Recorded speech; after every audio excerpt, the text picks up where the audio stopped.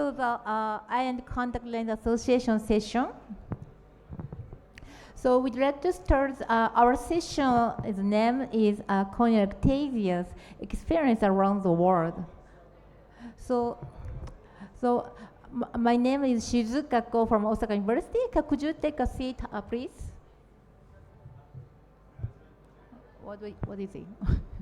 Okay. So I will moderating and with Dr. Sonal Tori from USA. Okay, so we'd like to invite the first speaker, Dr. Vishal Janji. He will talking about what is difference about post-LASIK ectasia. Thank you, Dr. Ko. Be quiet, please. So, can I please request everyone to stay a little quiet? Okay. Please be quiet.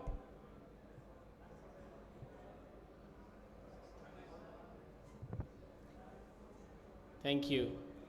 All right, we'll start the session. So thanks everyone for being here. Thank you, Dr. Ko and Dr. Thuli. I don't have any financial disclosures relevant to this talk. So I want to highlight this topic on post-refractive surgery ectasia. Well, if someone has lost their phone, please. Okay, that's fine. All right. Okay, let's get back on track. The incidence, reported incidence is 0.04 to 0.6%, mostly post-LASIK. There's a possibility that this is a rare entity, but there's also a possibility that this is underreported. Approximately half the cases will present within 1 year after the surgery. Of course, it's a devastating complication for someone who had 20/20 vision before the surgery. Most cases are reported after LASIK. PRK is the safest procedure. And SMILE, there are some cases reported. We really have to wait and watch how things go. Presentation of ectasia can be subtle. This is a pentachem of a patient who had LASIK many years ago and has some, suspicious topography, but it can be really right in your face. This is a patient who has post-LASIK ectasia, and the first presentation was high drops in post-LASIK ectasia. Of course, she got better with just conservative management, and you can see the side of the scar where there was decimate steer. The histopathology is no doubt it's similar to keratoconus.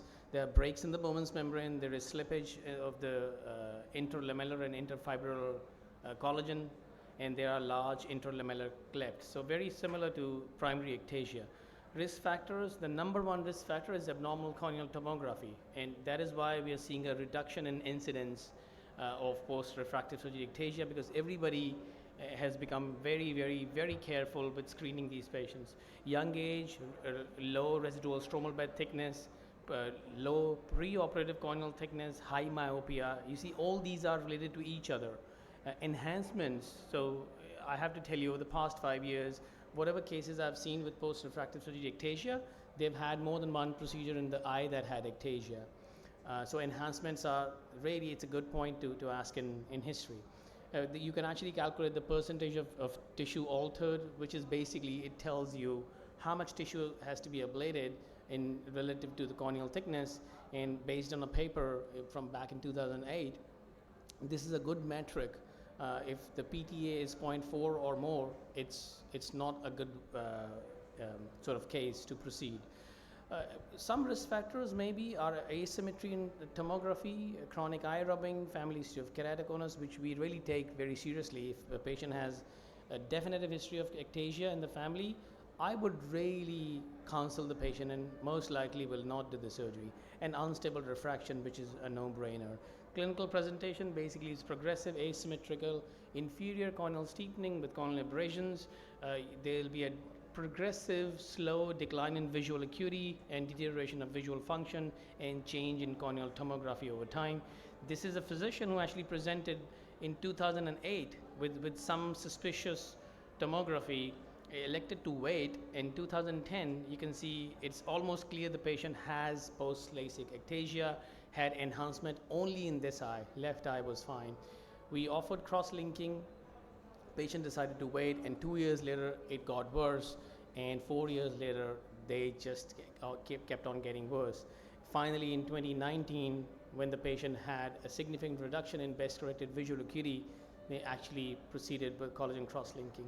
You can see some subtle signs. This is a patient who has likely got unilateral corneal ectasia, 26-year-old, bilateral refractive surgery done 4 years ago, apparently thin cornea but mild myopia, had blurring of vision only in one eye, the left eye, and this is how the barometer, the Galilei can look like. Management options, you can use contact lenses, collagen cross-linking and corneal transplant. We'll discuss each one of them. Contact lens fitting, the biggest advantage, of course, it's non-surgical treatment. It can be expensive depending on where you live, where you practice. There's also a problem in this treatment option. This does not affect the progression of the disease.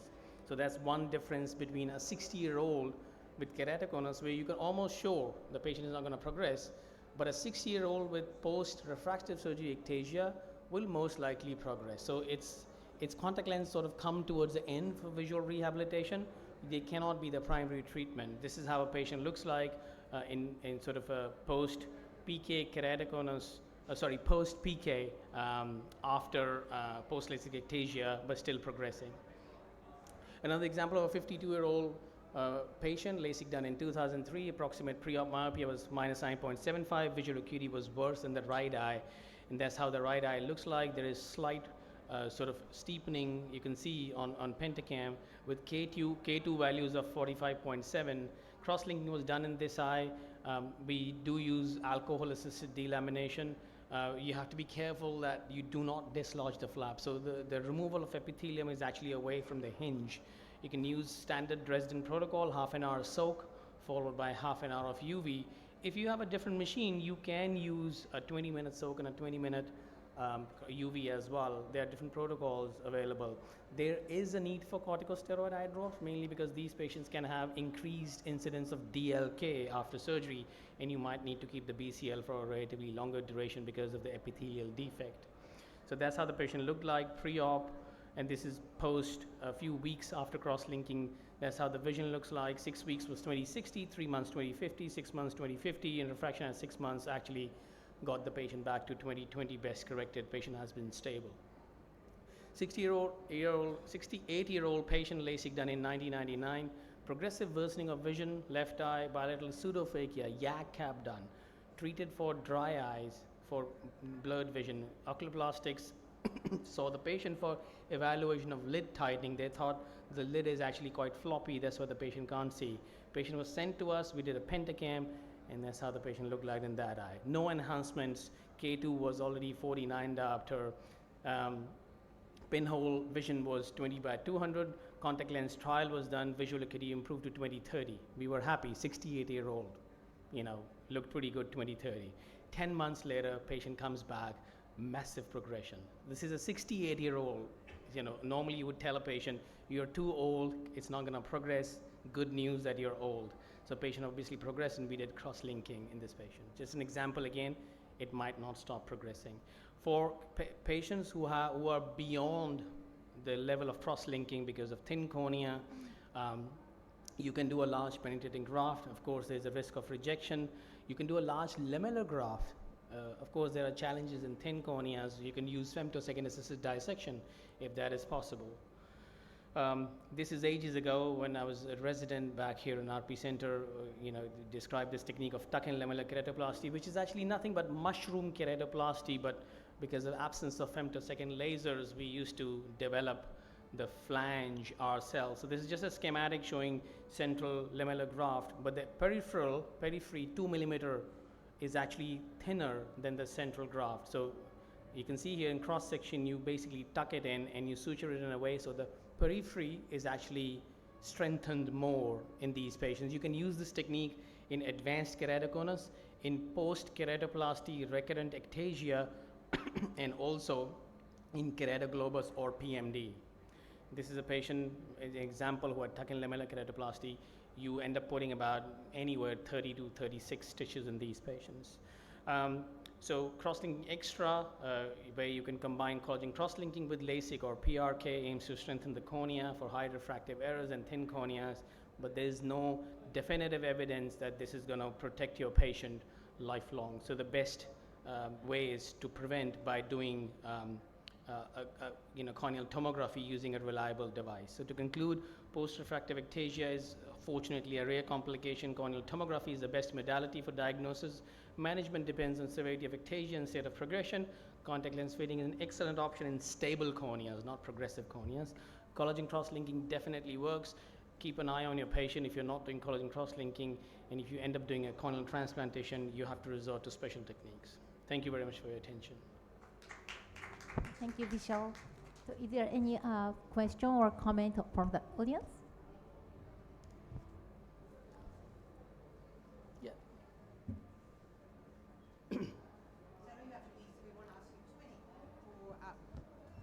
Too many questions.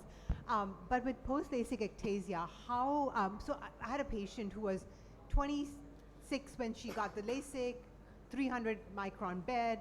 The only thing we could find in her was that she was hyperextensible. Do you, I mean, is there any studies that, I mean, do you routinely check for hysteresis when you do? Yeah, so we do check, we have access to Corvus. It's not approved by the FDA. We have it in sort of a research project.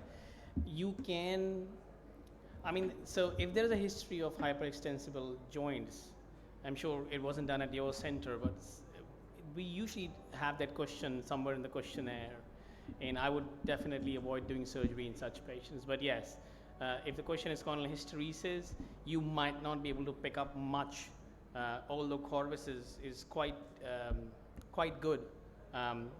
Somehow it's better than Pentacam in certain situations. That's a whole other talk. But yes, so we do corneal hysteresis in our pre-LASIK patients. Okay, any other questions? Well, thank you very much. Thank you, Dr. Chanji. And now we're gonna have Dr. Shizuka Ko, who's gonna coming here. He's a wonderful cornea specialist from Osaka, Japan, who's gonna tell us about RGPs and their impact on progression. Okay, thank you, Sonal, for the kind of introduction. Good afternoon, everybody. This is Shizuka Ko from Osaka University, Japan. It is my great honor to be invited to here to give a talk today. My talk is about do corneal RGPs have an impact on progression of corneal ectasia. As you know, keratoconus is a progressive corneal ectasia with onset typically in the second decade of life. It is general body bilaterally, although often asymmetrically. It is characterized by steepening, distortion, and apical thinning of the cornea, leading to visual deterioration in result of irregular corneal stigmatism. As you know, it is reported to be frequent, rare disease. This is the management for keratoconus from the recent review paper. Although there are several options for management for keratoconus, contact lenses are still major options for keratoconus. Of course, there are square lenses and hybrid lenses, but rigid gas permeable contact lenses, actually corneal GP, are also widely used. So today, I'd like to talk about the to solve the two big misses. So far, there have been a kind of misses. So number one, do corneal GP lenses impact keratoconus progression? And number two, how about refractive effect on posterior surface? Is it do they have influence on only on anterior surface? I'd like to focus on these two topics. So according to the global consensus on keratoconus and ectatic disease, actually it states that corneal GP lens does not slow or halt keratoconus progression. It is just only for the visual rehabilitation. But so far, there are a number of controversial papers. So the pathogenesis of keratoconus reported to be somewhat it have corneal GP lens introduced inflammation, and some paper reported that corneal GP lens could increase in the sinus corneal thickness, or some paper reported that corneal GP lens actually because of the corneal GP lens wear, corneal epithelial and stromal can be thinning. These are all controversial. So we are very interested in actually, so how about the chronological corneal changes associated with long-term corneal GP lens wear or not? So we compare the two groups. Actually, one group with long-term GP lens wear, and one group without any lens. So we evaluated 3 parameters. So we using the Behring ABCD progression display from Pentacam. So A for anterior surface, B for back posterior surface, so C for corneal thickness, A for anterior surface radius, B for posterior surface radius, and C for thinnest corneal thickness point. Thinnest actually corneal thickness. So what we found is between these two groups, actually there was no difference on keratoconus progression. But actually we found the better corrected distance visual acuity was achieved with the corneal GP lens wear. So we concluded there is no actually impact on keratoconus progression due to the corneal GP lens wear, but corneal GP lens wear can actually improve the quality of vision and quality of life in keratoconus patients.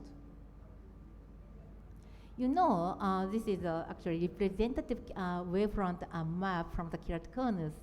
It is characterized by coma aberrations.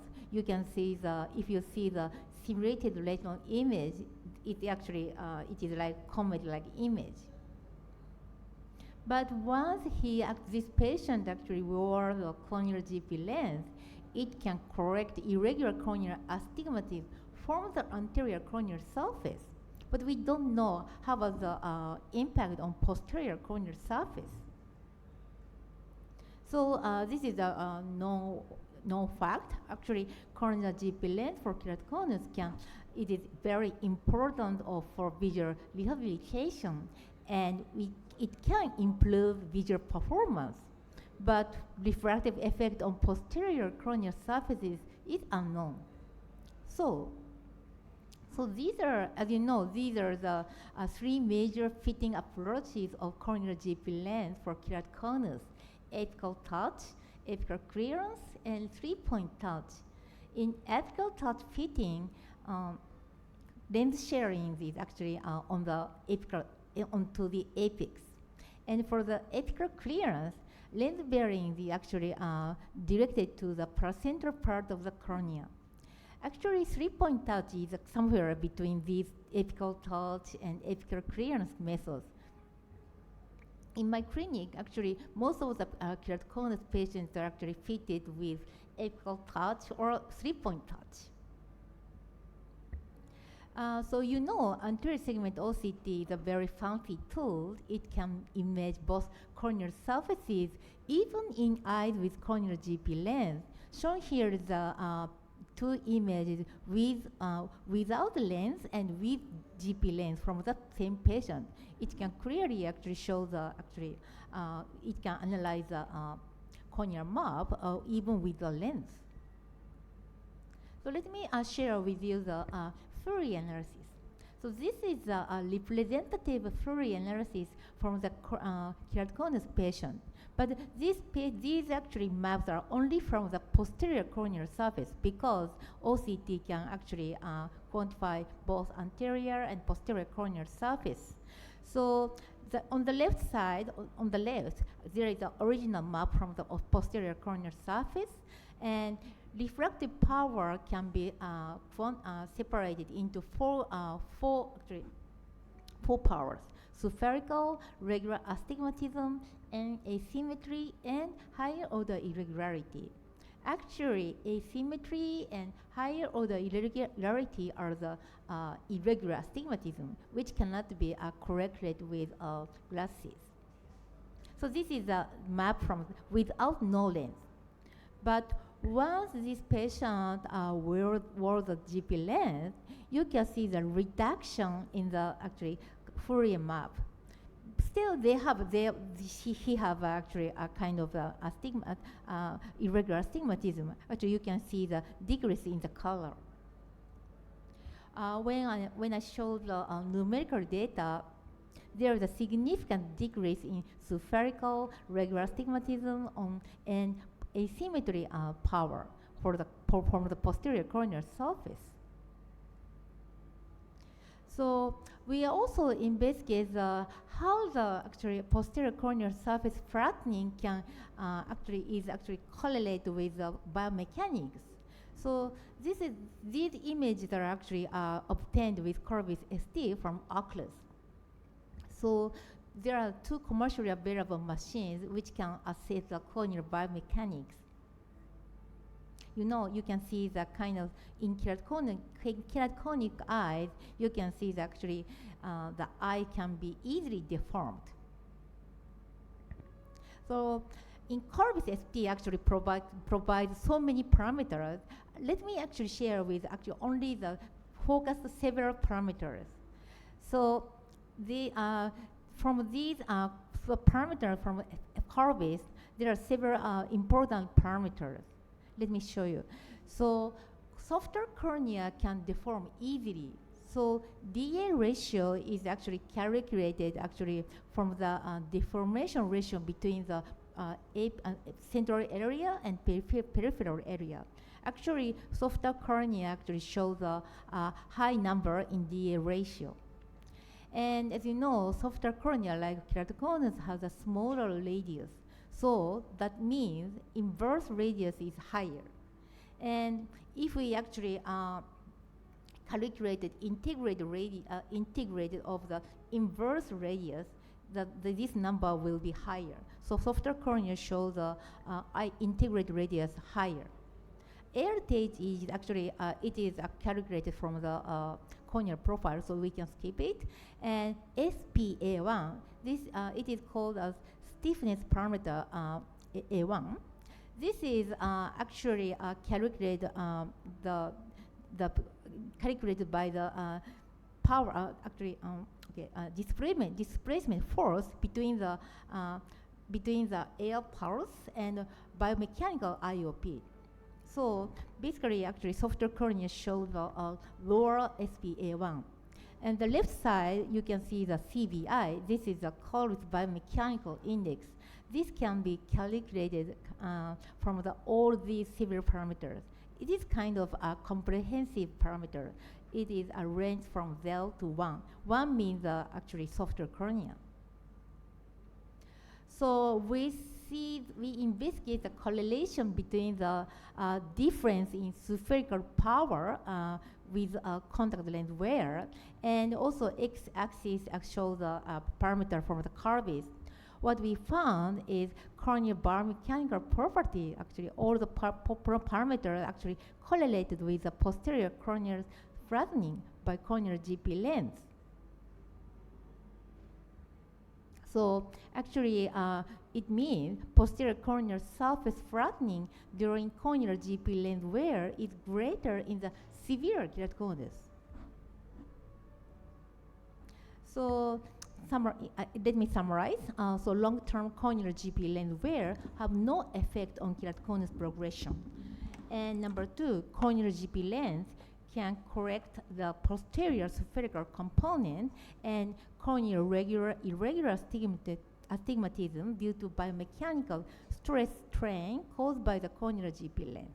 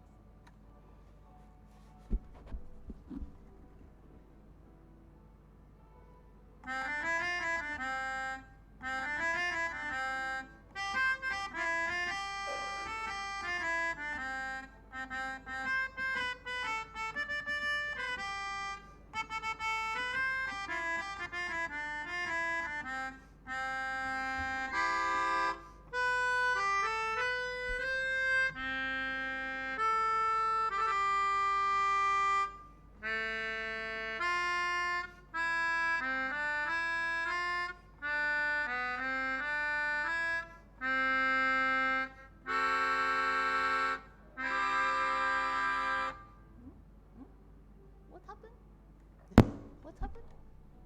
It's not working. Not working.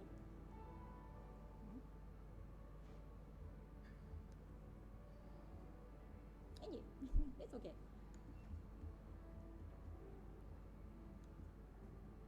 For some reason, it's okay. Okay, thank you. Thank you. That's fantastic. Do we have any questions for Dr. Ko? So that was really interesting because my contact lens specialists do believe that it does, that hard contact lenses do make keratoconus progress. So this is interesting news. Have you looked at scleral lenses too? Thank you for the question. Actually, unfortunately, believe it or not, scleral lenses are not approved in Japan. So I have no experience with the scleral lenses. But as you mentioned, actually, so previously, some people actually believe that corneal GP lens actually can actually progress keratoconus. But I believe this is not true right now. You think it's just that people who have worse keratoconus are the ones Yeah. that tend to wear? Because her theory was that when you use the suction to pull it, the RGP or the scleral lenses off, you might be causing some changes in the biomechanics and causing. So that's interesting to know. So Thank you. you. Thank you. Any other questions? Perfect. So we're going to have our next speaker come up. Do you want to introduce Dr. Yamaguchi? Okay. So I'd like to invite Professor Takefumi Yamaguchi. He's from Tokyo Dental College in Japan. He's a very nice, great corneal surgeon. And he will talking about corneal aberrations in corneal ectasias. Can you start your talk? Thank you. Thank you for this great opportunity to talk about corneal aberration in ectasia. I arranged my talk that I believe that fit to Indian country because I think in your country infectious keratitis is the incidence of infectious keratitis is high. So the other precursor keratitis that affects the younger generation. So I believe ectasia is not limited to keratoconus or post-LASIK, but it can be seen in various corneal diseases. And I'd like to show you the my data. So corneal ectasia is defined as a progressive stiffening and thinning of the cornea. In general, it includes keratoconus, post-LASIK ectasia, and peripseudo-marginal corneal degeneration. In 2018, I found an interesting article from India. It's on corneal ectasia in Stevens-Johnson syndrome, written by Professor Sharma. When I read this article, I wonder if it's really ectasia. However, Professor Sharma beautifully demonstrated fulfilling the ectasia definition by showing corneal stiffening, anterior-posterior elevation, and corneal thinning in this article.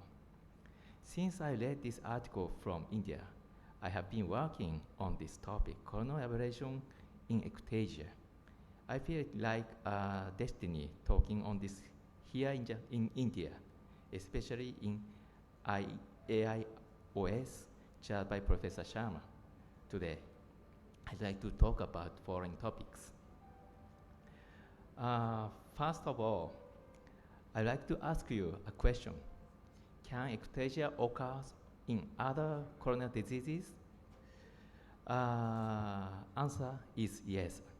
For example, ectasia occurs about in 10% in eyes after infectious keratitis. As shown here in these slides, you can see corneal stiffening and thinning in eyes after bacterial keratitis. It happens in eyes after fungal and acanthamoeba keratitis. Not only after bacterial, fungal, acanthamoeba keratitis, ectasia can occur after herpetic stromal keratitis. This case reports from Germany showed keratoconus-like tomographic changes in eyes after recurrent stromal keratitis. We also reported that ectasia-like changes occurs in about 10% after herpetic stromal keratitis, as shown here. How about frequentenular keratitis?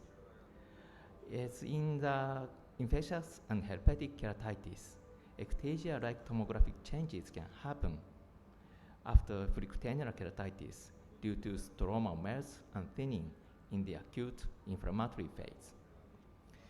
Thus, we come to notice that keratoconus is not the only disease with corneal ectasia, but other various corneal diseases can exhibit keratoconus-like corneal shape in axial maps.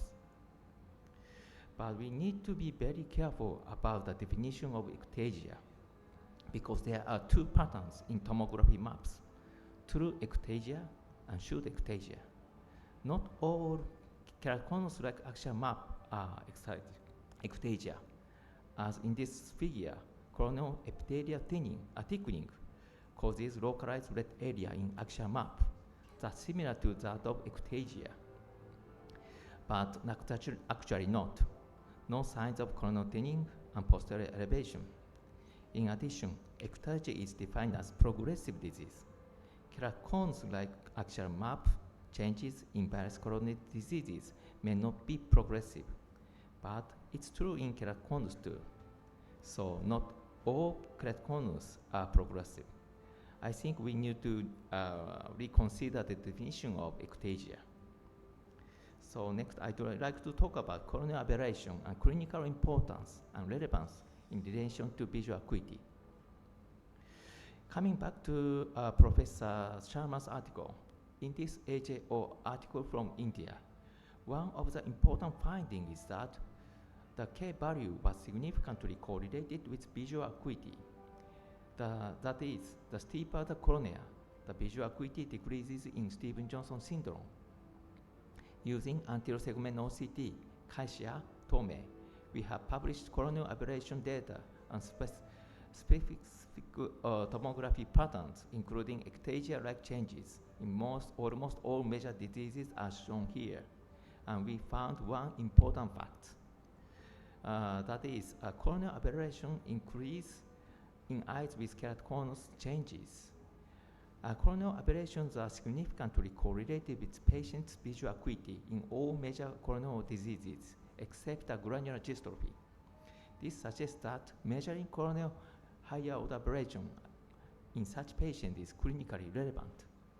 But without any ways to manage aberration, there will be no clinical meaning.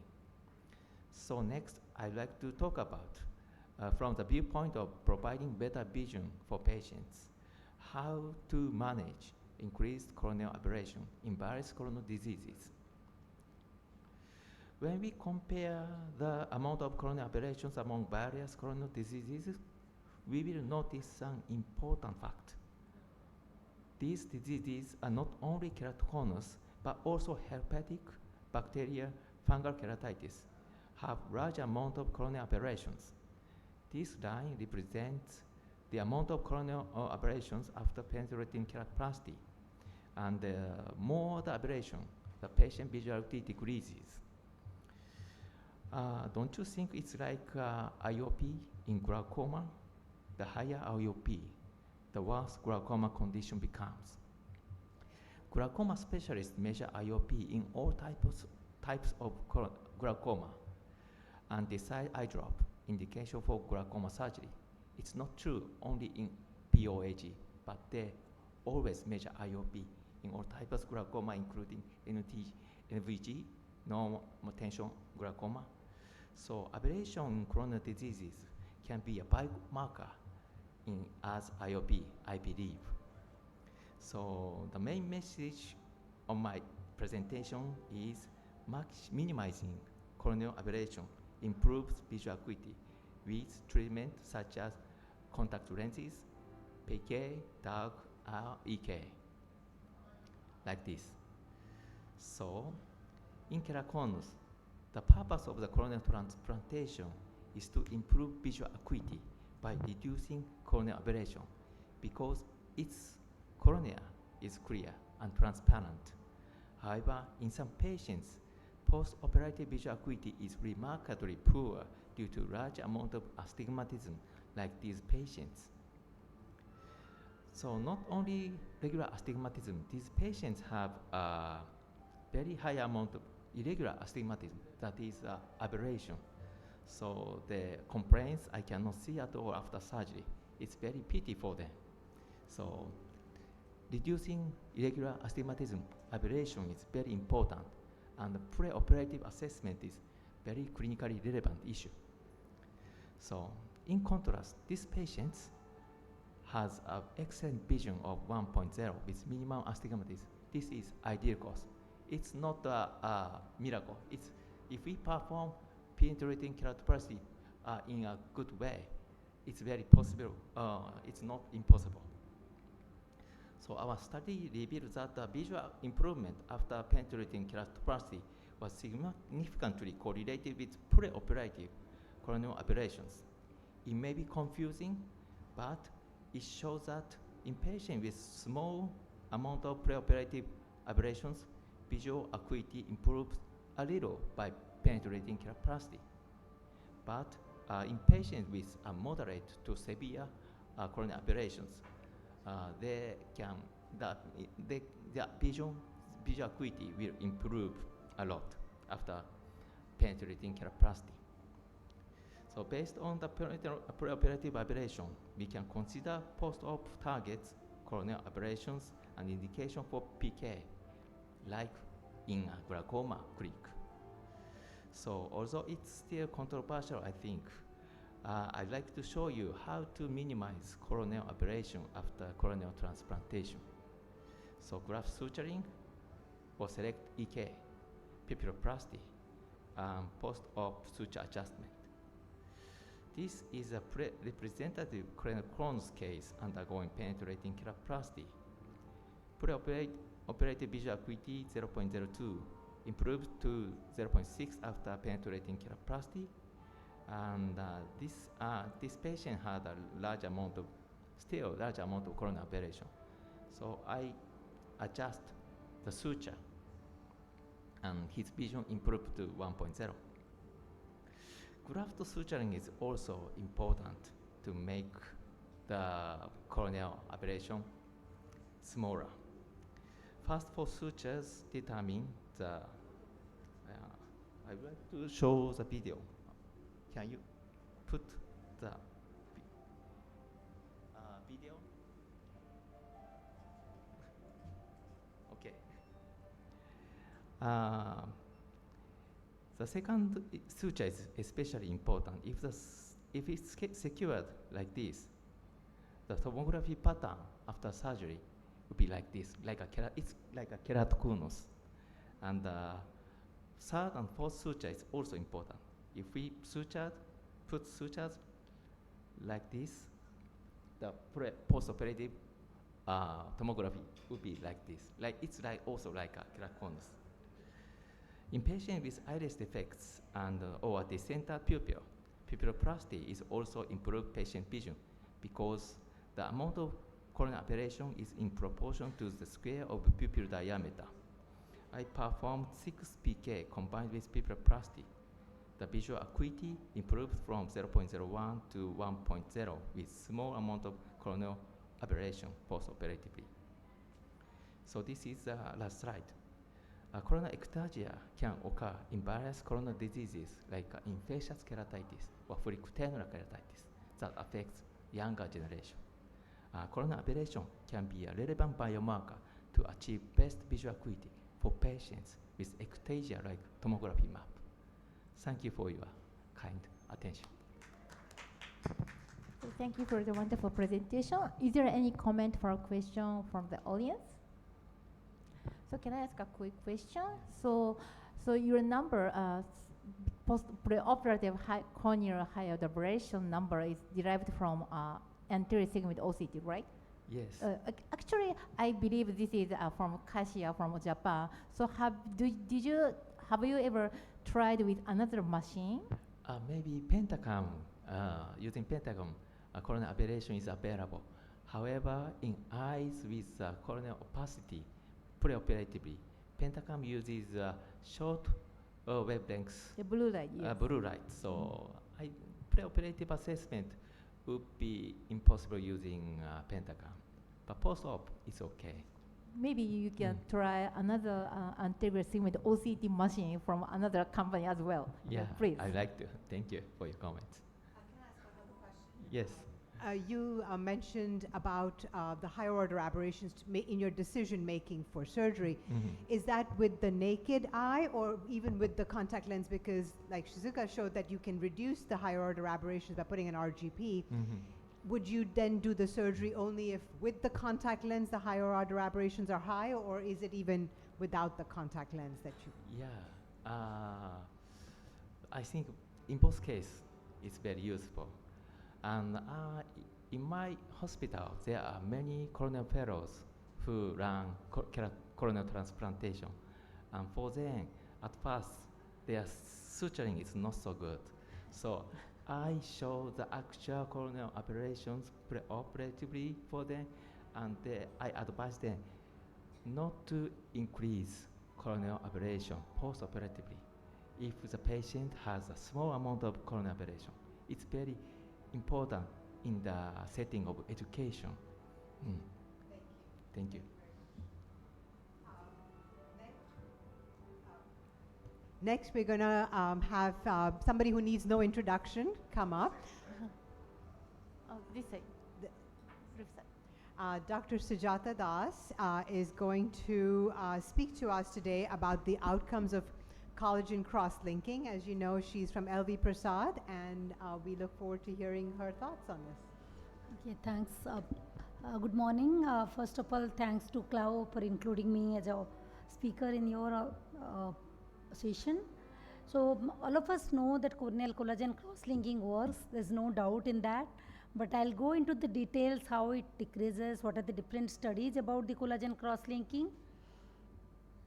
So the basic, why we do it? Because to strengthen the corneal tissue in ectatic cornea by inducing photochemically triggered cross-links between the collagen network using a combination of riboflavin and longer wavelength ultraviolet radiation. As all of us know, RCT are the most powerful studies to know any outcome of any new treatment. The first one was the started in 2005-06 when I was a fellow in IBH Melbourne. So the first study says there's a significant difference if you use collagen cross-linking. So the settings were almost same as the other studies, but there's slight difference. The first one is the UV distance from corneal apex was 50 millimeter. Energy used, all three randomized studies were same. And but the third one is from UK. The exposure is 5 minutes in contrast to 15 minutes in the first one and 30 minutes in the second one. This is a surgery, I think people use various things. There is a lot of variation in the treatment with time. So the different parameters what normally studies focus is best spectacle corrected visual acuity, decrease in maximum simulated K, uncorrected visual acuity improvement, endothelial density, spherical equivalent, corneal pachymetry, any complication or corneal heads. I'll go one after another. So coming first to uncorrected visual acuity, the first RCT by Christine is per 36 month duration. They found significant difference between the cases and control.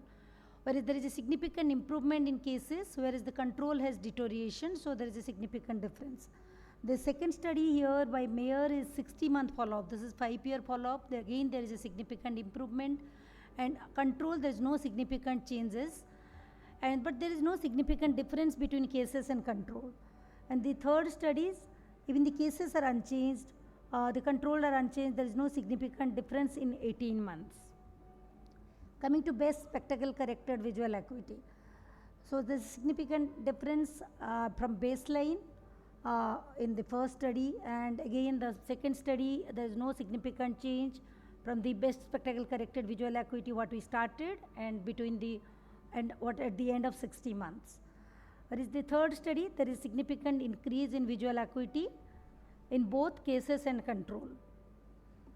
So coming to Kmax, Kmax in 36 months it is flattened by 1.03 plus minus 0.1 diopter, whereas in control it has increased. So again there is a significant difference. And the second study again 5 years is a slightly longer term follow-up. the decrease is less compared to the first study. However, again there is a significant difference because the control has increased. Pachymetry, there's no significant, we don't expect the pachymetry to increase, rather there is a thinning in most of the studies, at least in the initial period there is thinning. The first study says the control has significant reduction, however the cases is static, so there is a significant difference. And the second study, again after 5 months, again depends on which instrument you are using. The first one is ultrasound. We know ultrasound pachymetry may not be reliable in cases of, especially keratoconus. In the second study, there is a significant thinning from baseline, both in case and control. However, there is a significant difference between the decrease in cases and control. And the third study, after 6 months in off scan, there is unchanged. Endothelial cell density, most of the studies have not noticed, but the first RCT by Christine, they show that there is no significant difference in cases and control. I think if you know the pachymetry, you don't expect specular to decrease. There are various parameters seen by other studies also. This particular study has shown that a significant reduction in Kmax in topographic result. Uncorrected visual acuity has improved, whereas best spectacle corrected visual acuity has not improved. So corneal thickness, there is a significant reduction at 3 months, and endothelial cell density has not changed. So this study, again another RCT, the first group got the topography guided cross-linking, and the second group is the normal routine cross-linking, and study duration is 12 months. So there's a topography guided, you can see significant difference in individualized topography guided cross-linking, and visual acuity, both uncorrected and best spectacle corrected, there is no difference. Similarly, IOP is not difference. Endothelial cellulose, there is no decrease in endothelial. Corneal haze has a, in the pulse cross-linking, there is a transient deterioration in vision at 1 month. This study is from Narayan Netralaya. They have divided into 4 groups. The first group is Dresden protocol, which is 30 minutes per 3 milliwatt per centimeter square, whereas the accelerated one per 10 minutes, again accelerated, they are divided into 3 groups, 10 minutes, 5 minutes and 3 minutes. So if you see steep K in 4 groups, the significant flattening in group 1, which is Dresden protocol, and corrected distance visual acuity.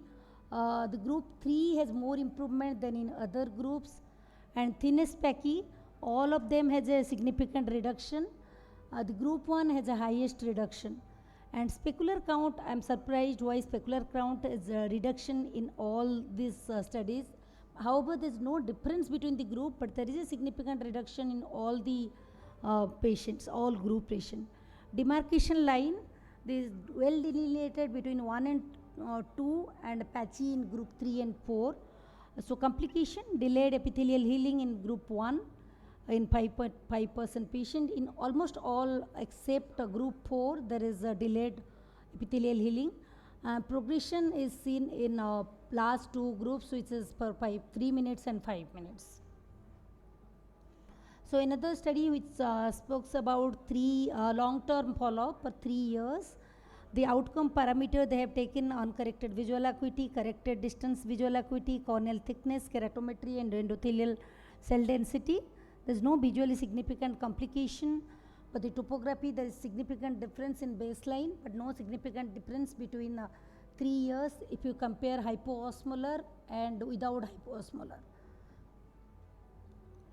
So comparison of contact lens associated assisted transepithelial corneal cross-linking with standard epithelial op cross-linking for 24 months. This is a retrospective study. Patients were followed up minimum 24 months and Dresden protocol was followed up. So contact lens associated was described by Susan Jacob from Agarwal Eye Institute, and transepithelial CXL was used 0.25% riboflavin with 1.2% HPMC. If you compare both epi-op, contact lens associated, transepithelial, the maximum reduction in contact lens associated CXL group, however the results were comparative. Similarly, corrected distance visual acuity, it is better in significant improvement in epi-op CXL, and improvement was comparable again in all group. So efficacy in healing process, I think the most efficacy outcome should be efficacy in healing process. 6% eye progressed, whereas 94% regressed or stabilized in epithelial op. In contact lens assisted, there is no progression documented, and transepithelial also no progression. And complication, in transepithelial, one patient developed herpetic epithelial keratitis. So coming to complication in all these studies, the first study by Christine reported corneal edema with paracentral infiltrate in one case and subepithelial infiltrate. However, there is no adverse effect on best corrected visual acuity.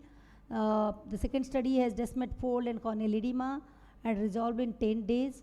We know sterile infiltrate is a complication and microbial keratitis, stromal hairs, scarring, clear cornea with loss of, although the cornea was clear, the loss of corrected distance visual acuity, and recurrent corneal erosion also has been reported in corneal hedge.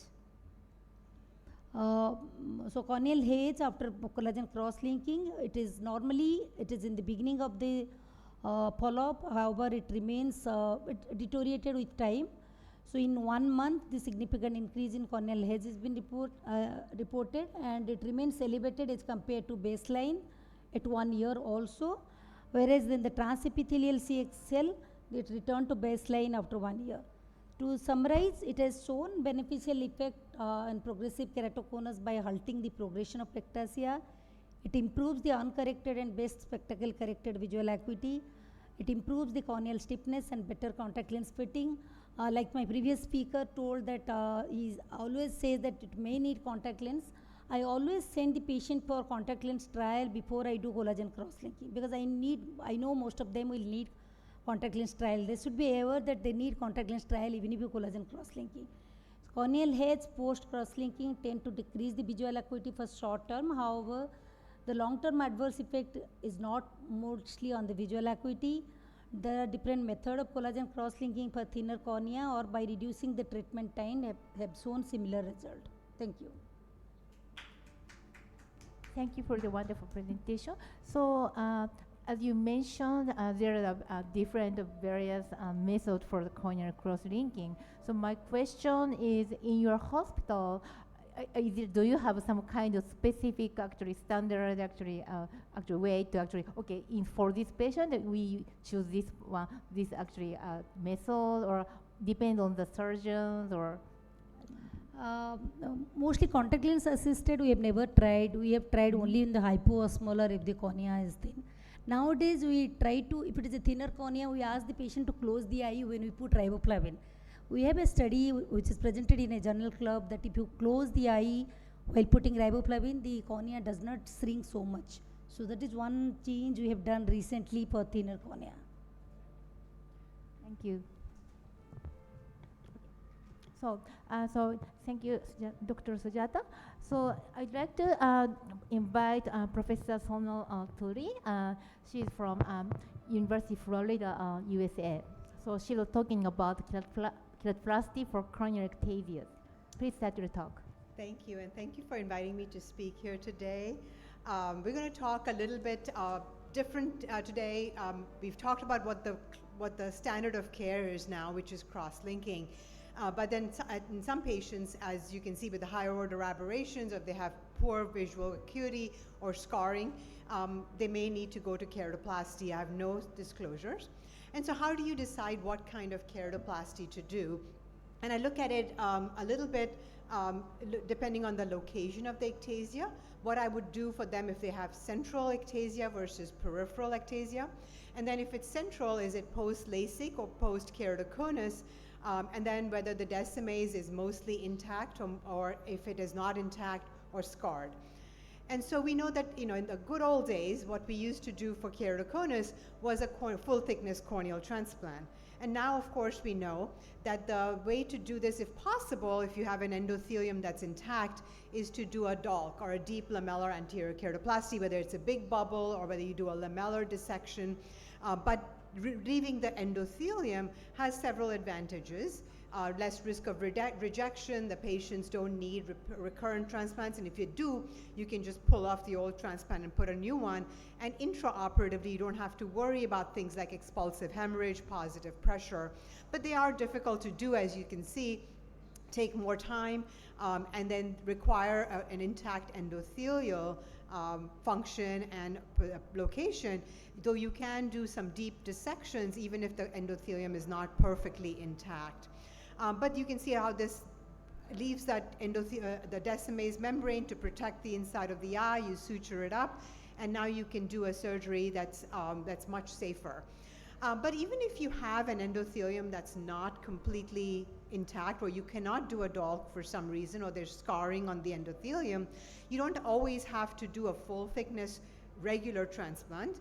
So you can do like a top hat transplant. The advantage of the top hat is that there's multiple advantages. One is that you replace more of this corneal surface, so you make it a lot stronger, and that way you can prevent it from the ectasia from progressing. You only replace a small amount of endothelium, so the amount of risk of rejection goes down. And the third thing is, because you have almost a triplanar incision, now you've got nice area. Instead of having only 500 microns where the two corneas are attached and it's vertical, now you have a triplanar, and you have about 2 millimeters or 1.5 millimeters where the corneas are opposed to each other, and there's a flap that can cause the corneas to close, so less risk if they get hit in the eye down the road. And here you can see a patient that has had this sort of mushroom-shaped transplant, and this is the outer edge and this is the inner edge, and you can see there's this whole area about 1 millimeter where the two corneas are opposed with the mushroom configuration. But what do you do about corneas that are ectatic in the periphery? So here the cornea in the center is relatively clear, it's healthy, and you can see there's a sort of a beer belly configuration where the central cornea is healthy, it's normal, but you have this very, very thin area at the bottom. You don't want this patient to sneeze because they could pop their cornea open. But if you do a large central transplant and it rejects, now the problem is that you have a rejected cornea, their vision is worse than it was before you did the transplant. You're also replacing all their endothelial cells. So in patients that have purely peripheral transplants, I'd like to do a crescent transplant, and this is a video that sort of shows how you do it. And so you measure the cornea, the part of the cornea that's thinned. Now this is what I'm showing is in a patient who had a perforation from Terriens. So it's a little bit different, but it's the same process. Instead of doing it inferiorly, you're doing it superiorly. But think about it this as the patient that we just saw with the inferior ectasia. And we're marking out, so you take a smaller diameter trephine and you mark the outer layer. And I usually use something that's similar to a little bit smaller than the diameter of the cornea itself. And then you take a much larger trephine and you make the inner opening. And this is what we had presented in our paper. And so now you've got this nice crescentic shape that incorporates the whole thinned area. And then you cut it out and you get this little crescent shape that you've removed from the eye. And then you do the same, you take the same two trephines and you take the donor cornea, you punch out the smaller trephine, the smaller diameter trephine, and then the larger diameter trephine. You want to measure this to make sure it's the same depth as what you took off, or maybe a little bit larger. And then you put it on the cornea and you want to suture it so that the sutures are sort of opposite to each other and lays it down really, really well. And then this is the patient that you saw earlier with the little beer belly with the pellucid marginal degeneration. And now you can see how we've got this cornea that's laid out. It's compressed the corneal curvature.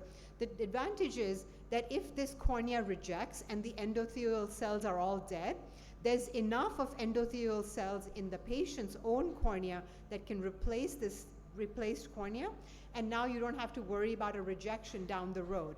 So less risk of causing corneal decompensation because the patient has their own endothelial cells. Post-LASIK ectasia, you can do corneal transplants, regular corneal transplants, but one of the things that's really easy to do, because you do have a flap, is to remove that flap, and then you can take a cornea from the eye bank, that's the cap of the DSAC tissue, and you can amputate the LASIK flap, and put the new cornea on that gives you a nice healthy Bowman's layer and thick cornea to compress, and you can suture it really tight to make the cornea compressed and get visual rehabilitation in addition to having the structure of the eye restored. So some final thoughts. Cross-linking has changed the landscape. I used to do a lot of corneal transplants, full thickness corneal transplants, when I started training to do corneal transplants. And now we've changed to having very few keratoconic or ectatic patients, more of the post-LASIK ectasias probably than even keratoconus. And you've got various surgical options, and you want to match the procedure to the type of ectasia. Thank you, and thank you for inviting me. I've had a wonderful time. Thank you. So now, thank you for the wonderful presentation. So is there any comment or question from the audience? Okay. Dr. Yamaguchi, yes? Okay.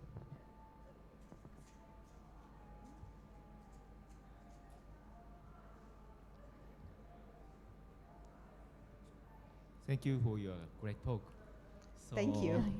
You can I come. perform crescent-shaped keratectomy, not transplanting crescent-shaped grafts. So do you have any experience on that? So Yeah, I do several of these. So this is our patient. So anytime I have a patient with pellucid marginal degeneration Pellucid. or Terrien's degeneration, I always prefer to do a crescent transplant. They do really well, and they never reject, or they very seldom reject. If they reject, their endothelium gets replaced, so I don't have to worry about these patients long term. Same thing with, here we see a lot of keratitis. I do the same in Florida. And so I like to do some baby transplants rather than large transplants. If I can take out, especially for fungal ulcers, if you can just shell out that part, you don't have to worry about rejections down the road. my question is that just cutting the thin area of the pellucid marginal coronal degeneration, not transplanting the graft, just shortening of the. Oh, just taking it off and suturing it, yes. Yeah. And that's another option, is to just excise that area, and then you can suture the two ends together. Sometimes if it's extensive amount of thinning, it's very hard to bring those two ends together to each other. And in this patient, there was so much stretching that we could not bring the two cornea edges together. So we did the crescent transplant. Now you do the crescent transplant, same size, not bigger, and that will bring that cornea down a little bit and shorten it a little bit. But that's a great question. Oh, thank you. So you decide whether you select transplant or just shortening. It Yes, and we depends on the take severity. not very good quality transplant, and we can do a lamellar dissection there so that we don't need to waste a lot of good endothelial cells. Thank you very much. Yep. Any other questions? Well, I think that's the end of our session. So thank you all for coming, and we look forward to seeing you again next year. Yes, please. Okay, thank you very much for the audience for coming our session. Thank you very much.